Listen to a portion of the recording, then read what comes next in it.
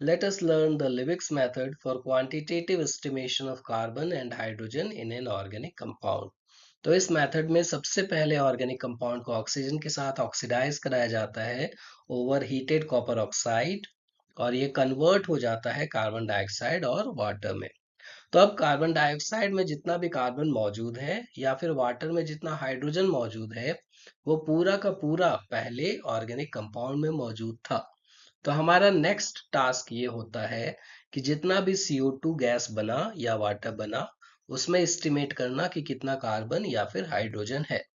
For example, let us assume कि जो मास हम लोगों ने ऑर्गेनिक कंपाउंड का यूज किया ऑक्सीडाइज करने के लिए, वो था W1 ग्राम, और W1 ग्राम ऑक्सीडाइज होकर के हमें W2 gram of CO2 gas दे रहा है।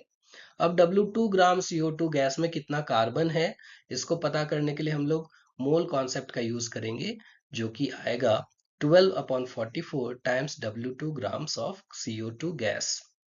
अब अगर इसे हम लोग डिवाइड कर दे W1 से और फिर मल्टीप्लाई कर दे 100 से, तो हम लोग percentage of carbon in W1 gram of organic compound estimate कर सकते हैं। और इसी तरह से अगर हम लोग ये एक्सप्रेशन हाइड्रोजन के साथ लिखना चाहे तो वो भी लिख सकते हैं, जो कि कुछ इस तरह से आएगा। यहाँ पे W3 जो है वो मास ऑफ वाटर फॉर्म्ड है। अब आइए आगे बढ़ते हैं और एक क्वेश्चन भी सॉल्व करते हैं इन एक्सप्रेशंस के बेसिस पे।